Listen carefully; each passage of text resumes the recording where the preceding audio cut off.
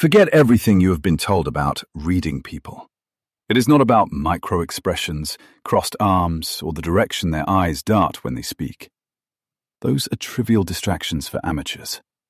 True cold reading is far more surgical and infinitely more dangerous. It is the clinical observation of what a person actively denies about themselves. You are not looking for a nervous tic. You are looking for their psychological shadow, the darkness they are desperately trying to hide. You know this cycle intimately. You walk into a brightly lit boardroom or sit across from someone on a promising date, and you choose to believe their words. You ignore the glaring, unconscious cues radiating from them, choosing blind trust over cold observation. And you pay the price, getting emotionally or financially drained yet again. If you do not adopt this framework right now, you will wake up tomorrow and be manipulated exactly like you were today. The cycle will not break itself. Carl Jung handed us the ultimate analytical weapon to stop this bleeding: the mechanism of projection. This is not pop psychology. It is a step-by-step system to reverse engineer a predator's hidden agenda. You do not need to read their mind. You simply need to listen to what they constantly accuse others of doing. By analyzing their projections, you turn their carefully crafted manipulation into a predictable, exploitable vulnerability.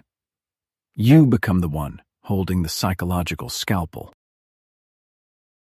The clinking of glasses in a crowded, upscale bar momentarily drowns out the conversation, but your focus is locked on the person sitting across the table. They lean in, look you dead in the eye, and aggressively signal their virtue. "I just really value absolute honesty," they say, or perhaps, "I absolutely hate drama." Your instinct tells you to relax, to feel safe, but an icy cold starts to spread in your chest. The somatic warning system fires before the logical brain catches up. You have felt this subtle paralysis before. It is the exact moment you realize that their overt signaling is not a statement of character, but a heavy, theatrical cover-up. You are not witnessing a confession of values. You are watching a desperate defensive maneuver. They are building a fortress of words to keep you from looking at the basement. In the surgical light of Jungian analysis, this person is bleeding information, handing you the exact blueprint of their deepest pathology.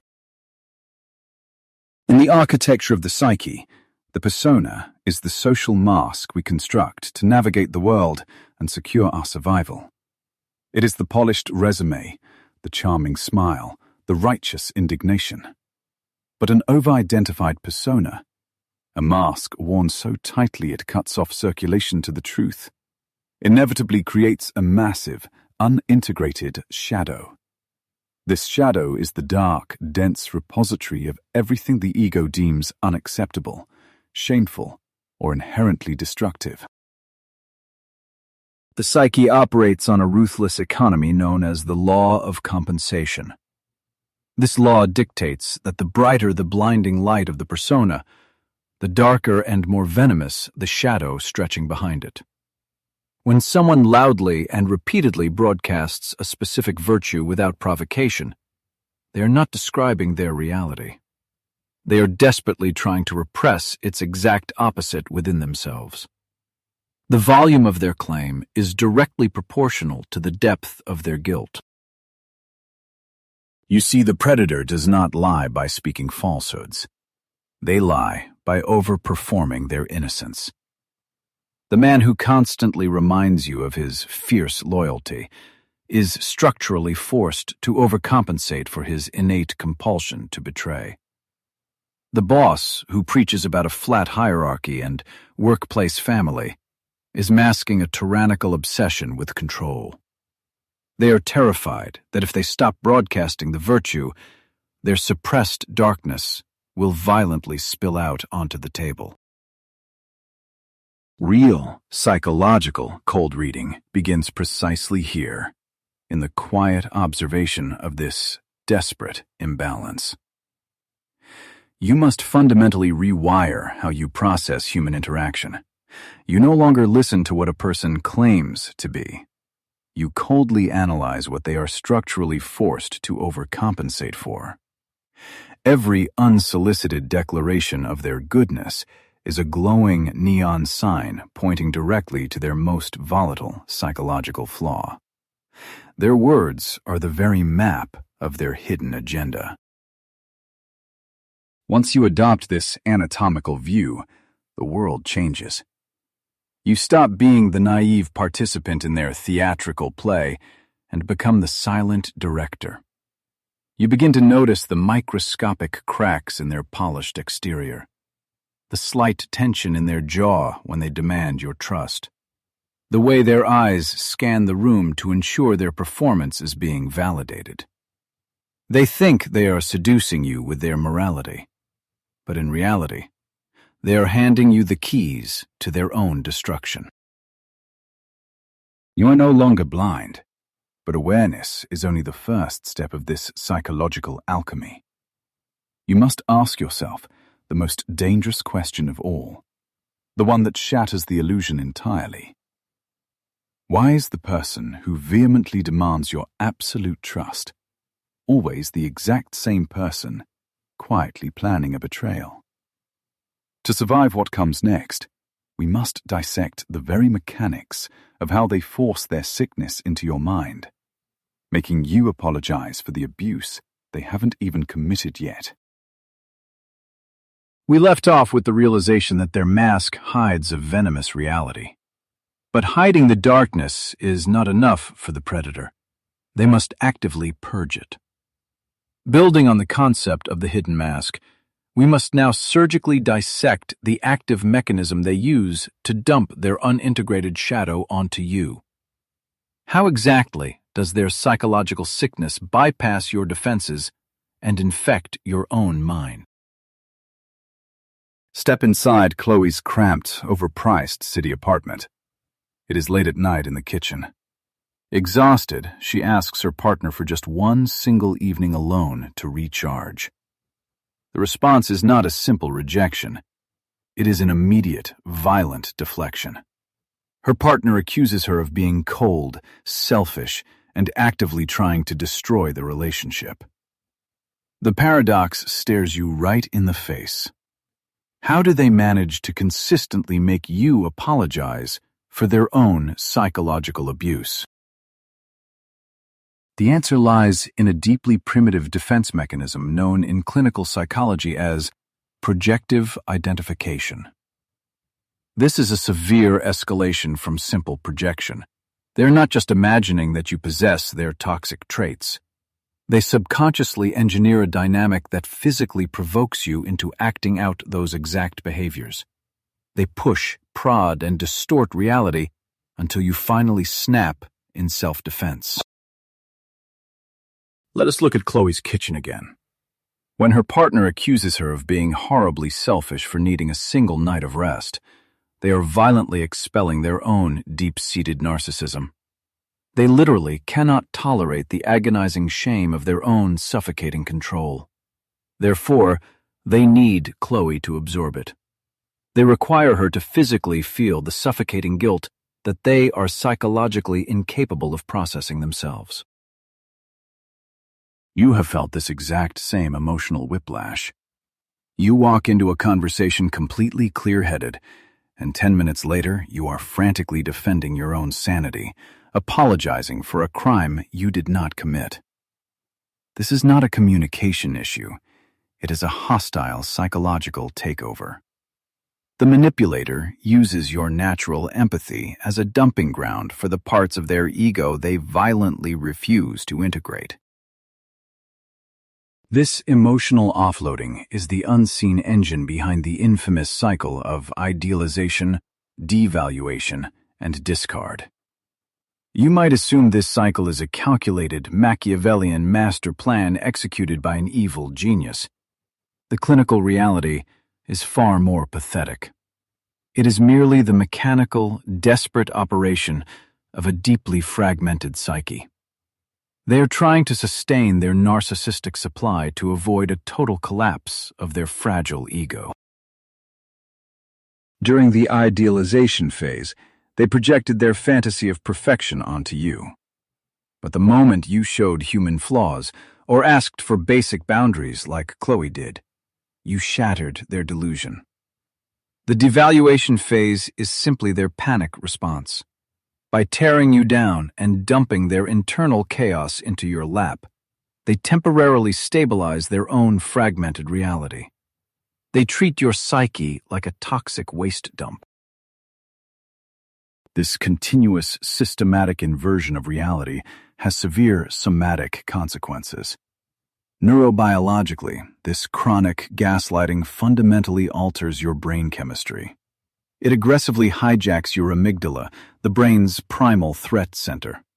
You are no longer engaging in a relationship. You are locked in a continuous fight-or-flight loop, fueled by a toxic, exhausting drip of cortisol. Your nervous system is treating them as an apex predator. This chronic cortisol exposure violently destroys your capacity for objective judgment. You lose your grip on reality, questioning your own memories and second-guessing your own worth. The predator relies entirely on this manufactured mental fog.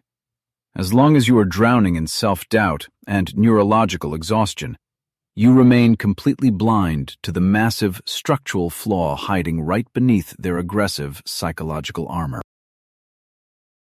The moment the mental fog clears, you realize something profound.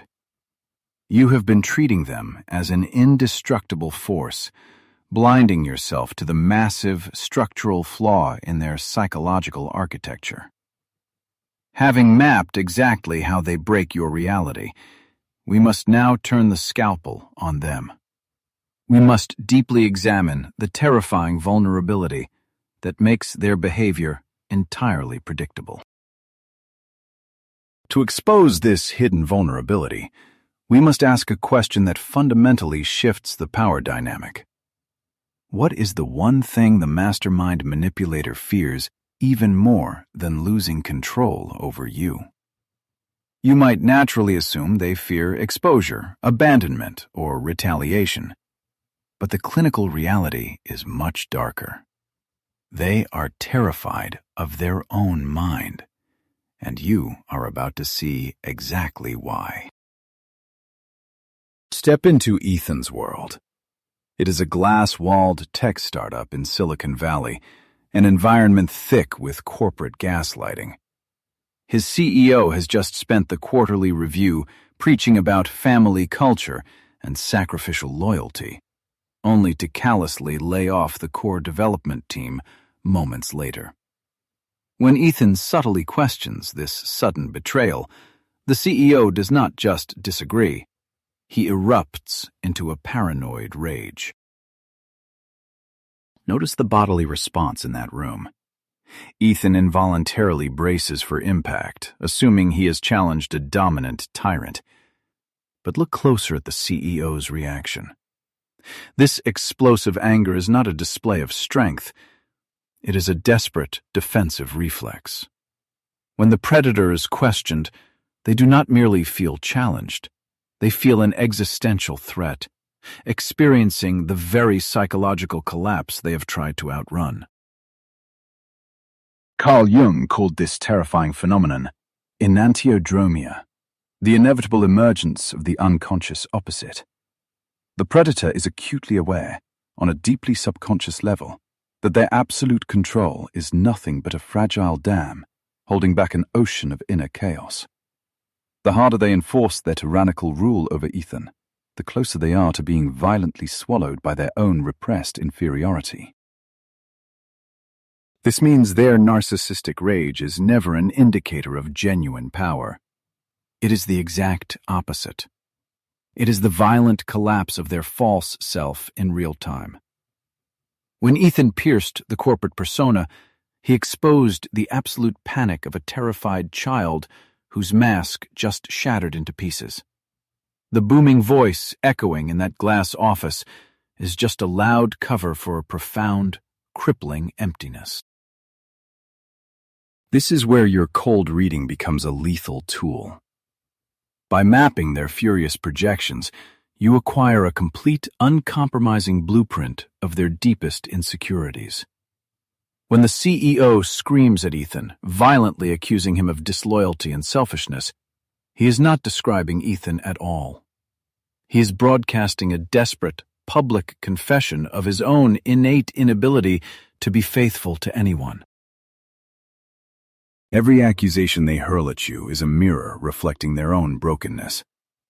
If you have ever sat across from someone absorbing their rage while suddenly realizing they are just projecting their hollow shame onto you, hit the like button.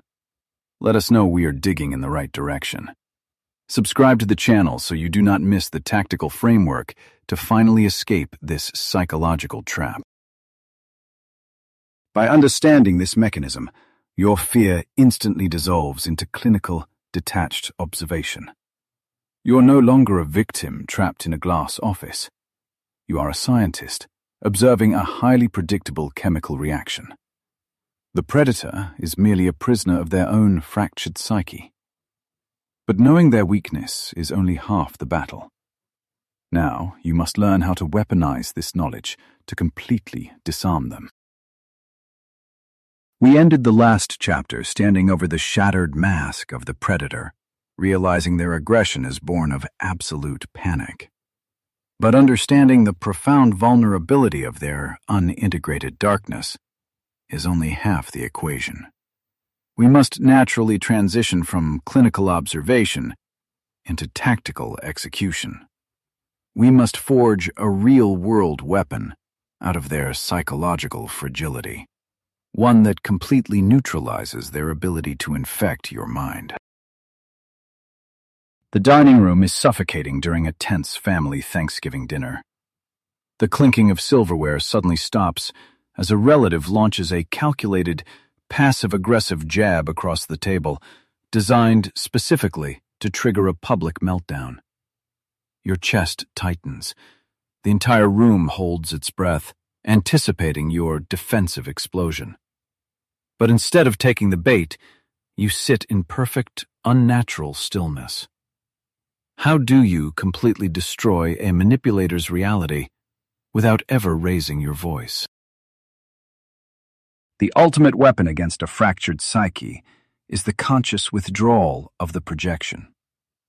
When the attack comes, your instinct is to vigorously defend your honor, to explain yourself, or to counterattack. But the moment you engage emotionally, you validate their manufactured reality. By refusing to emotionally react, by simply agreeing neutrally or maintaining a blank expression, you instantly transform from a vulnerable target into an impenetrable psychological mirror. Remember the primitive mechanism we decoded earlier. They rely entirely on you to absorb their unprocessed shame. But what happens when that mechanism violently malfunctions? When you refuse to absorb their emotional venom, the entire process of projecting their sickness onto you catastrophically fails. The toxic energy they desperately tried to expel has nowhere to go. It hits the mirror of your silence and immediately ricochets back into their own nervous system. This is the exact moment of their rapid internal destabilization. Because you did not catch the psychological grenade, it detonates in their own hands. They are suddenly forced to swallow their own psychological toxins. You will literally see the panic flash across their eyes at that dinner table. Without your explosive reaction to serve as a distraction, they are left utterly alone with the terrifying darkness of their own unintegrated self, choking on their own malice. To sustain this impenetrable stillness, you must construct what ancient philosophers called the inner citadel. This is an unbreakable psychological fortress built on clinical detachment. From behind these massive walls, you no longer perceive their passive-aggressive jabs as a personal attack. The paradigm shifts completely. You observe their desperate behavior purely as a tragic, unconscious confession of their own severe pathology. You are untouchable, watching a patient exhibit symptoms. Inside the citadel, you recognize that their words are utterly meaningless. The relative at the table, criticizing your life choices, is merely projecting their own agonizing regrets. When you realize that every insult is just a piece of their shadow, begging for integration, the anger in your chest evaporates. It is replaced by a cold, surgical clarity. You do not need to defend your reality, because their reality is entirely fabricated, built on a foundation of desperate fear. You are no longer participating in a family argument. You are witnessing a neurobiological malfunction in real time. By providing absolutely zero emotional feedback, you are violently starving their chemical dependency. Manipulators run on a very specific neurological reward system. They require your outrage, your tears, or your frantic apologies to trigger their dopamine release. Your perfect, cold silence completely shuts down that supply, forcing their psyche into starvation mode. When you deny them this neurobiological payoff, you are severing the invisible umbilical cord that feeds their dysfunction. They are accustomed to pulling a string and watching you dance, reaping the chemical reward of absolute power. By remaining unresponsive, you introduce a catastrophic glitch into their system. Their brain expects a surge of dominance, but receives only a suffocating void. The mechanical nature of their abuse completely breaks down in the face of non-resistance. Deprived of their vital emotional supply, the predator's psychological architecture begins to fracture. They will inevitably experience an extinction burst, a brief, frantic escalation of their attacks as they desperately try to force a reaction and restart the chemical loop. They might raise their voice, throw a tantrum, or play the ultimate victim. But if you hold your ground inside the citadel, this escalation is nothing but the final death rattle of their attempted manipulation. As the starvation sets in, their fractured ego realizes the environment is completely hostile to its survival. The psychological X-ray is complete.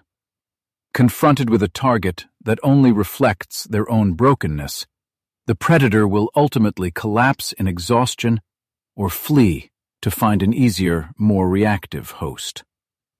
You have won the invisible war not by fighting back, but by rendering their weapons entirely useless. The silence of the room is no longer oppressive. It is the sound of your sovereignty. The silence of your sovereignty is not just an absence of noise.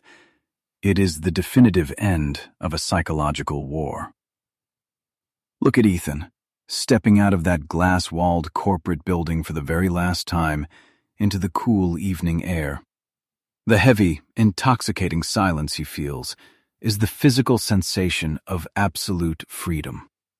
The invisible strings connecting him to a tyrant's fractured ego have been permanently severed. He survived, but survival alone is not the ultimate psychological goal. Ethan's departure is just a blueprint. Your own battle is happening right now, in your own life, against your own predators.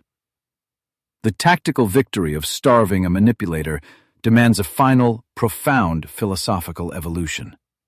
You must answer the ultimate question. What happens the exact moment you realize you were never truly their victim, but merely the mirror they desperately used to hide from their own agonizing reflection? The entire paradigm of your suffering completely shatters. When that illusion breaks, you recognize that what you thought was a formidable enemy was actually a psychological ghost. You were fighting a projection. A person gains absolute power only when they develop the capacity to see the invisible architecture of another individual's terror without becoming entangled in it. You no longer react to their aggression. because you finally perceive it for what it clinically is: the frantic thrashing of an unintegrated shadow trying to survive. This realization is the terrifying threshold of what Carl Jung called true individuation. To cross it, you must ruthlessly shed the comforting skin of your past. Individuation requires you to stop playing the archetype of the innocent, passive victim. You must abandon the narrative that life simply happens to you. Instead, you are required to assume the heavy, unapologetic responsibility of a conscious observer. You step out of the chaotic play and finally take the director's chair. The traits they once weaponized against you undergo a profound alchemical transformation. Your natural empathy, which they treated as an open wound to pour their shame into, changes state. It is no longer a blind vulnerability to be ruthlessly exploited. It becomes a highly calibrated, surgical instrument of perception. You still feel the emotional currents of the room, but you use that data to map the predator's weakness, rather than allowing it to paralyze your own nervous system. You now possess the ultimate psychological X-ray, and you can never unsee the mechanics of human deception. When the next manipulator steps into your path, attempting to mask their profound emptiness with aggressive virtue or calculated rage, they will find no purchase. Their projective identification will bounce off your hardened boundaries. You have studied the anatomy of the monster, and in doing so, you have stripped it of all its mythological power. The monster is just a shadow. This new reality is not about adopting a cynical worldview. It is about establishing impenetrable psychological sovereignty. You walk through the world with the calm assurance of someone who knows exactly how the trap is built. When they try to induce guilt, you will recognize the chemical desperation of their amygdala. You will not fall into the cortisol loop. You will simply stand in your inner citadel, watching their frantic attempts to breach walls that they cannot even comprehend. This transformation demands a deliberate anchor in reality. If you have crossed this threshold, if you are ready to stop absorbing the sickness of others and claim your sovereignty, you must declare it. Go into the comments right now and type this exact manifestation. I choose myself. I see the shadow, and my will remains unbroken. Write it not for an algorithm, but as a binding contract with your own psyche. Let this be the physical artifact of the moment you finally took your power back. The world is entirely populated by people desperately running from their own darkness. But you no longer have to be the vessel for their unintegrated pain. You have mastered the alchemy of turning their venom into your armor, walking forward with eyes wide open to the mechanical reality of the human mind. The chains are shattered, and your mind is finally your own. Stay vigilant, walk in your truth, and never surrender your reality.